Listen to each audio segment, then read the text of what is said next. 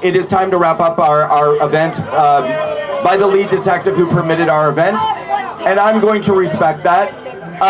This woman just called me the N-word. That's crazy. This white woman just called me the N-word. Okay. She just did. I'm going to leave it at that. You know the craziest part about that was the guy wasn't even black.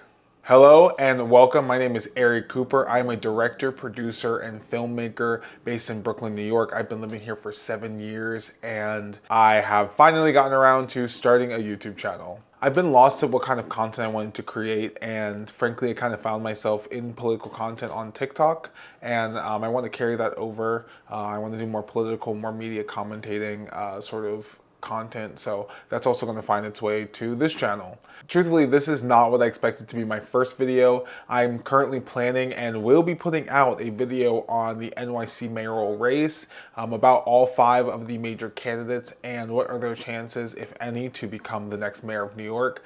This event passed my radar and it felt like something I could not pass up.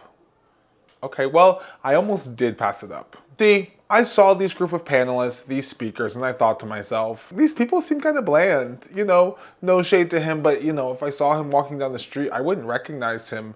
And I saw this group of people and I thought, you know, it's giving moderates, it's giving, you know, do-nothing Democrats who hope to continue to do nothing.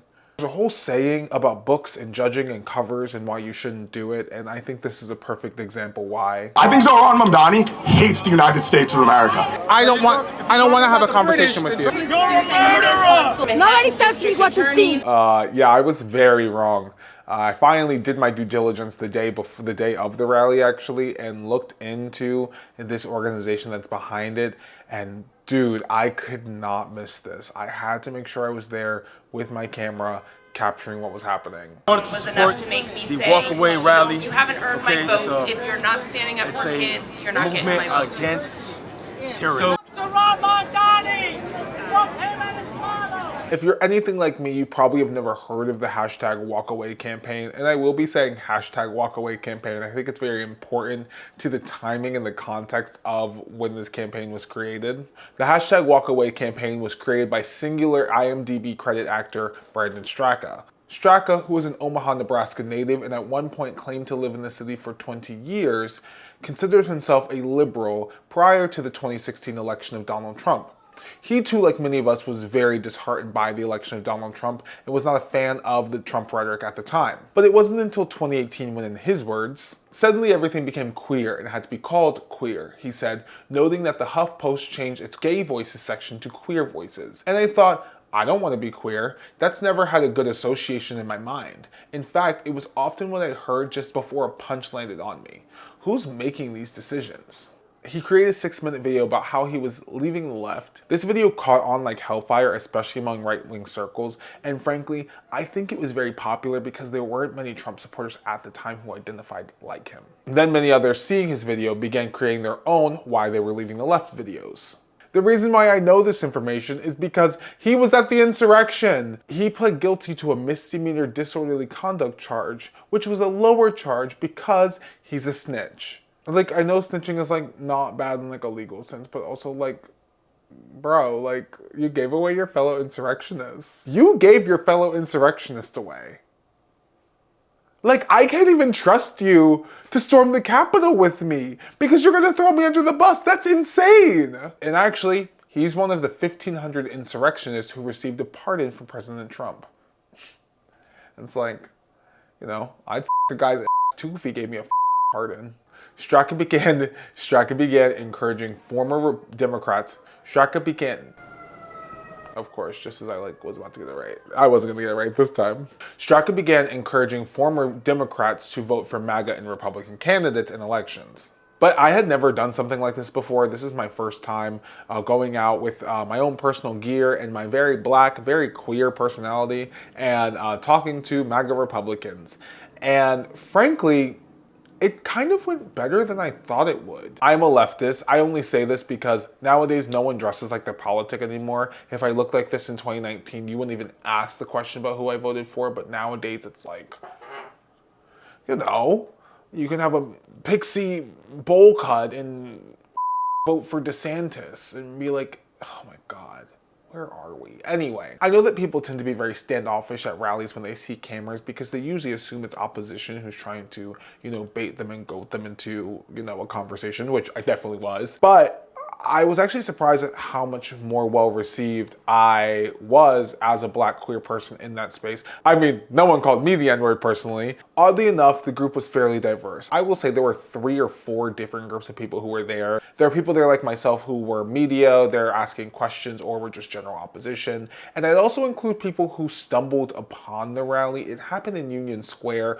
on a Sunday, which is a very popular location. I don't think that was by accident. Actually, I know for a fact that wasn't by accident. There was a genuine sense of almost disguising who the candidate that they actually wanted to support was. And in fact, I actually wouldn't say there was a clear endorsement of a candidate. Jim Walden was there, though you wouldn't know it because to me, he kind of cowered in the corner. I may have missed him speaking on the mic, but he did not speak during the debate section. Again, I think that is very purposeful. I think that he is very well aware of the cohort of people who were there, and I don't think that he is trying to attract the more MAGA-minded voters. I think he is trying to take more blue moderate voters from the left, and I don't think that that was a place for him, and I think that he purposely stayed hidden. I only saw him speak to one person on camera when I got there, and then after that he was gone. I did not see him for the rest of the time. Of the vast majority of people who are under the age of 30, it was white men and Jewish men that I saw the most there. Over the age of 40, it was a very diverse cohort.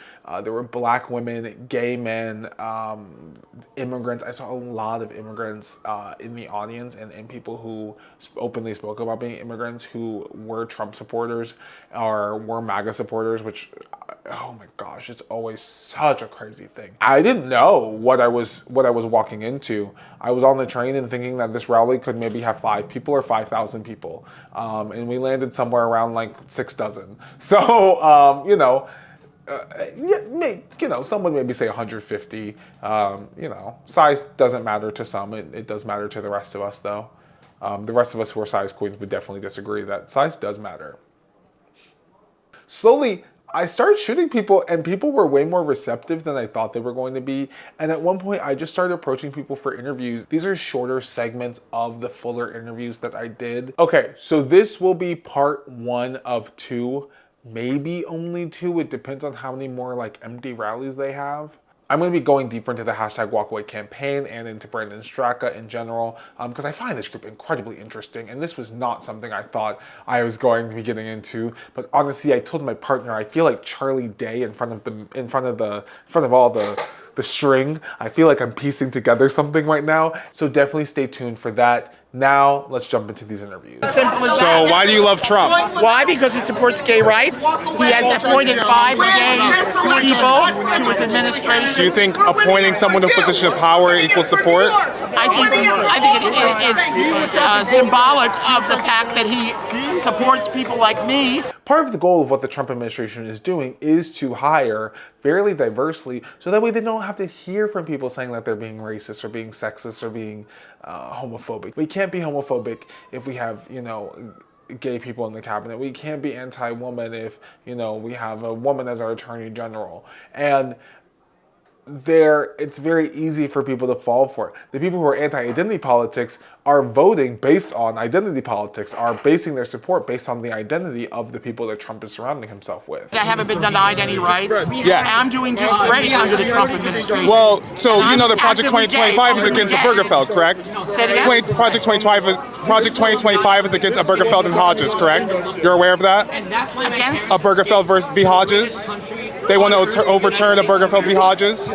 No, I'm not aware of that. Well, that is in Project 2025, sir. And you're aware that Obergefell v. Hodges gave us the right for marriage, correct? Okay. So the Republican Party is supported. That will never I mean, we just saw Roe v. Wade get overturned. We returned that Roe v. Wade was super precedent. But you're talking about murdering human beings. But they used Obergefell v. Hodges in their dissent when they got rid of Roe v. Wade. They were saying that by getting rid of Roe v. Wade, it opens the door for other protections that are protected by the 14th Amendment, such as Obergefell and such as Virginia versus Loving. So that's interracial marriage and gay marriage is under attack because of the overturn of Roe v. Wade. Gays have the right to marry. The dismantling of Roe is not a negative, it's a positive to them, but they do not see the dismantling of Roe as the canary in a coal mine of the ability to dismantle rights. This is based on Justice Clarence Thomas's concurring opinion. So this is his opinion that is going along with the decision in Dobbs v. Jackson that came out in 2022, which dismantled Roe v. Wade. Justice Thomas does not believe that the Due Process Clause in the 14th Amendment, which is the constitutional basis for the right to abortion, provides protection for substantive rights. He has expressed this view in previous cases. Consequently, he agrees with the reversing of Roe and Casey because they are predicated on a right he says does not exist. He goes further than the majority, though, and argues that the court must reconsider all of its substantive due process precedents. This includes cases related to the use of birth control, Griswold versus Connecticut, same-sex intimate sexual partners, Lawrence v. Texas, same-sex marriage, Obergefell v. Hodges. He contends all these decisions, like Roe and Casey, are demonstrably erroneous. Ironically, this does not include Loving versus Virginia, which he did include in his concurring decision. The irony being in the fact that he's in an interracial marriage himself.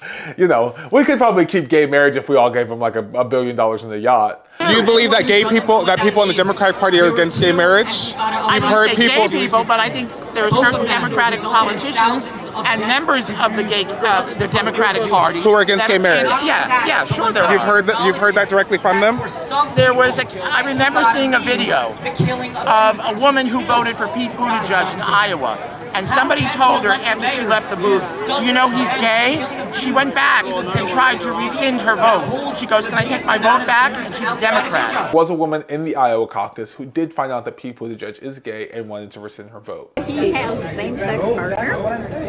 Yes.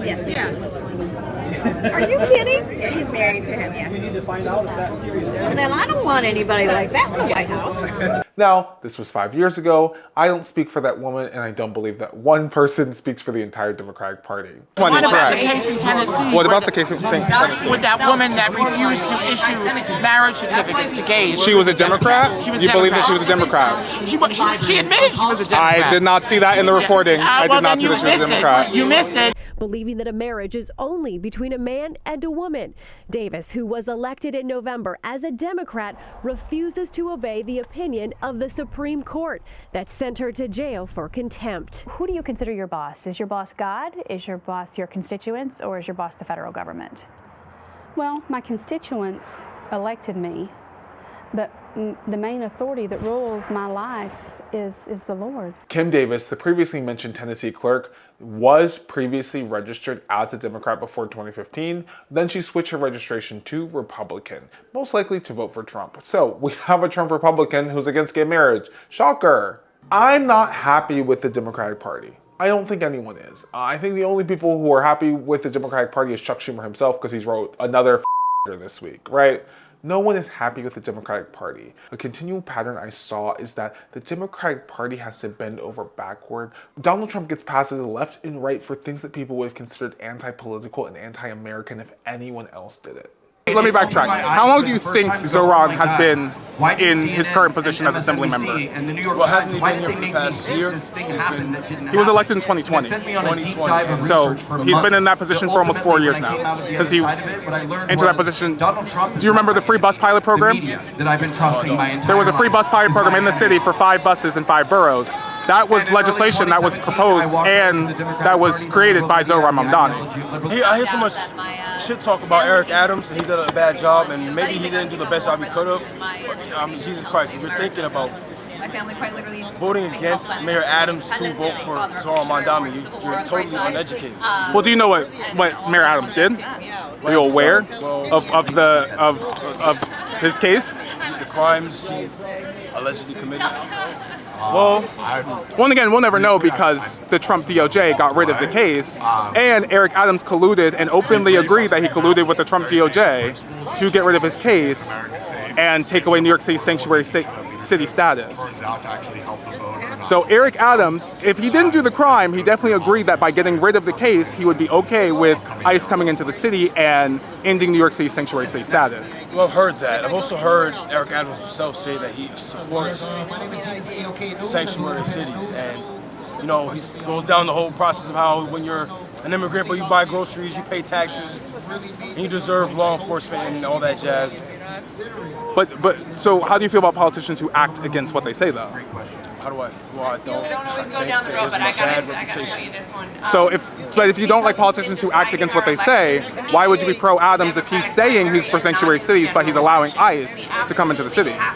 Well, I haven't heard so much about policies and about ICE coming into New York City, or him being back in it. I mean, he said this on CNN and on Fox News, and I believe News Nation as well. Donald Trump, I mean, Jesus Christ, he did so much good for the economy, and it's about policy. Well, I mean, during his first term, he had a recession. We had a recession because of his tariffs on soybean farmers. I mean, Jesus Christ, that was like a soft recession. It wasn't even a major recession. Okay, sure, but if Biden created a soft recession, we would be in the streets right now burning it down, right? Well, Biden almost brought us to a complete, utter collapse. But we didn't. Okay, so no, it wasn't a recession, it was a farm crisis. But I think my point still very much stands. If there was a farm crisis under Biden, could you imagine the Fox News headlines if there was a farm crisis under Biden? Biden attacks cows. Biden economy destroys cow laborers. Maoist Biden economy milks cows for all they're worth. But again, if Biden created a recession, I don't think you would give him such softball, would you? Do you think you would, if there was 100% of recession under Biden, if there was a retraction in the, because a recession is not just a thing. A recession means that a majority of jobs in an industry have been lost there was a loss in jobs in the industry for at least 2 consecutive quarters. So it's not like a thing that we're like, oh, it's a recession. Like sometimes it hurts financially, but a recession's a thing. So we don't have proof of a Biden recession, but there is a recession that happened in agriculture under Trump. If that happened under Biden, do you think you'd give Biden the same leeway? Well, if it happened under Biden, we give the same leeway. I think we would, actually. Would you give him the same leeway? Would I personally give Biden leeway? I wouldn't. I think Biden is corrupt. After you see Biden's catastrophe of presidency and it's proven fact that there's documents that were signed off throughout the 4 years of his presidency that was not signed by him, but by a machine. But all that was found out after the election, after Trump became president. So you can't say that the audit plan was why you wouldn't have voted for Biden. Well, I mean, it's obvious. You wouldn't have known that. But you wouldn't have known that. Would you have known that in November if the Trump administration didn't say that? I wouldn't have, if the Trump administration didn't expose corruption in the government, I wouldn't have known that, no. But so again, they all... Everyone throughout history has used the audit pen. It is reliably a way to sign documents. Biden has asserted that he knows how the audit pen works. He stands by all of that. There is no corruption. Those are documents. Well, you sure there's no corruption because those are documents that were signed by the White House, very reliable. Honestly, I thank this Good Samaritan and my hero for stepping in. If I hear one more thing about auto pen, I'm going to shove it right up my... I think one of the only controversies they've been able to stick is what they've been calling the African college scam. The African college scandal. The Columbia scandal. He's not African, he's Ugandan. Where's Uganda? In Africa. So if he's Ugandan, he's also African. That's his nationality. Sure, but if he's Ugandan, he's also African. That's what he's saying. If you're unaware, because you're employed, Zohran Mamdani applied to Columbia University when he was 17, and on his application he filled in black or African American and also wrote in the line Ugandan because Zohran was born in Uganda. Now, does that make him black? No. Does that make him African American? No. You know, he's African. He lived in America. You know, sometimes 2 + 2 doesn't equal 4. Sometimes 2 + 2 equals fish, right? So no, Zohran is not African American. He has spoken about this, and he has said that it was a mistake that he made when he was 17. And frankly, if I was 17 trying to get into Columbia, I'd give myself the upper edge that I could. But the crazy thing is, he didn't get in. The kid didn't get into Columbia. He didn't go to Columbia. So all of this is based off of a college application that was leaked. Nobody's talking about the fact that Columbia's security was breached. Everyone is focused on some 17-year-old kid's failed college application. He also didn't change. How could he be transracial if he's been Ugandan since the day he was born? Well, he's saying he's not. When did he start saying it's not his culture, it's not his race. But he's in Uganda right now. How is that not his culture? That's not his race. He's in Uganda right now visiting his family. How is that not his culture? He adopted it. He adopted the culture he was born into. No, he would have adopted American culture because he moved to America as an adult. So if anything, you can critique him for okay, sure, you're correct. He did move to America as a kid, you're right. He moved to America as a child. He would have adopted American culture, not Ugandan culture. because he's from Uganda. So if anything, you could say he's a fake by adopting American culture, but he went to Bronx Science. Yeah, you can't adopt the culture you were born into. You were born into that culture. If anything, if they want to say he's a fake American, if they want to say he's putting on American culture, if they want to say, like, you know, if they want to call him out for trying to be a rapper, like, that almost sticks more, right? Like, being like the Indian kid who's trying to be a, you know, rapper, like, that feels like a bigger sticking point than his failed Columbia application, but I guess not. So if you agree that he didn't get into Columbia, yeah, that's how college works. When you don't get in, you go somewhere else. Yeah, correct. When you don't get into a college, you go somewhere else. Correct. The biggest lesson I think they learned today was, if you don't get into a college, you usually go somewhere else. I spoke to a woman who I asked her, where do you get your news from? It's gonna block the camera. Where do you get your news from? Where do I learn? Where do you get your information from? I went to school before these movements on the left. That's great. Where do you get your information from today? Where do you get your information from today? From different sources. Will you name 3 of those sources for me? Okay, for instance, I take the time to listen to congressional arguments, and then I listen to the news. Actually, she told me You're listening only to one side. You have to check who's writing what, whose agenda is the writer. And I wish that was true. I wish I was not spending my afternoons reading Breitbart and New York Post so I could make TikToks. It would make my life so much better. And it would make my mental health so much better. But that's not the case. When I asked her what she was reading, she hesitated and she didn't give me a news source. And I think it's either a combination of being ashamed of the sources they are reading, or literally not knowing where they're getting their news from, or they're coming from clickbait sites that tend to disappear after a few weeks. The interview I had, he said, you know, I commend you for being able to talk to me person to person and not make me feel like I'm being talked down to. And I think that is part of it. I think that nobody likes being talked down to. And I know we can say this on and on and on, but it's not going to change until we start doing it. That we actually start listening to what people's concerns are, and we start having actual real counterpoints to them.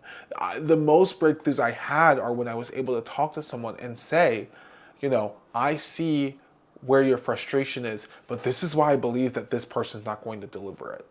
This is why I believe that the Trump administration isn't going to. Why I believe the Adams administration won't. The Cuomo administration. The Jim Walden fucking administration won't.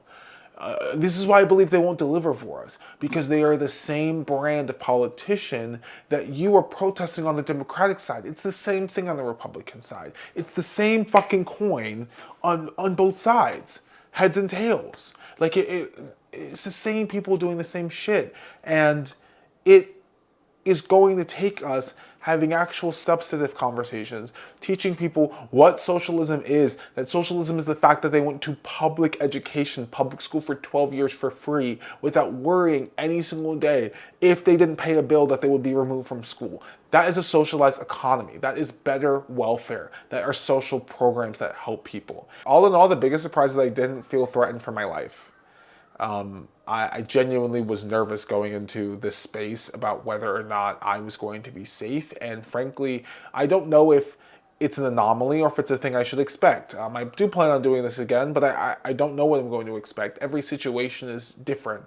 The people who gather at these spaces are different.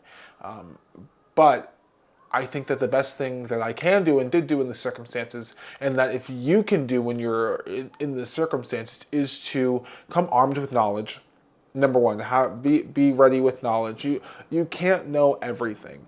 I will never say I know everything. There are plenty of topics I was not ready to talk about with people because they were not conversations I was aware people were having and were so important. I think that, you know, trans youth was a big one. I was not expecting a lot of people to bring up trans youth and how uncomfortable they are with children transitioning. No, it's a huge sticking point. So I don't know why I was like shocked that everyone was like, they're transing the kids. Like, why was I shocked that people were saying that? Duh, of course they were going to say that. Like, duh. If you guys made it to the end of this video, thank you so much. This is my first YouTube video. Like I said, I plan on continuing to do more content, but to have anyone watch to the end of my first personal YouTube video is truly like a blessing, and I'm very thankful for that. If you did not watch to the end of this video, you can go fuck yourself. And you wouldn't know I told you that because you didn't watch.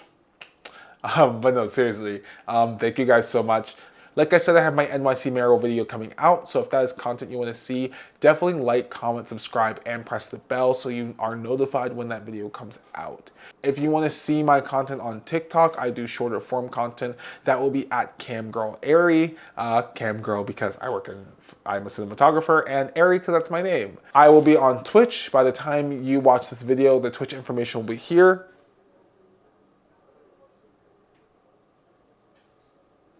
I'll be streaming on Twitch. I will be doing more news-based content, longer form content, more discussions with people, trying to get at least a weekly stream going, but hopefully eventually multiple streams. Thank you all for watching. I hope everyone is now aware of the dangers of democratic socialism, and don't you dare bring your socialized medicine and your free buses anywhere near my family.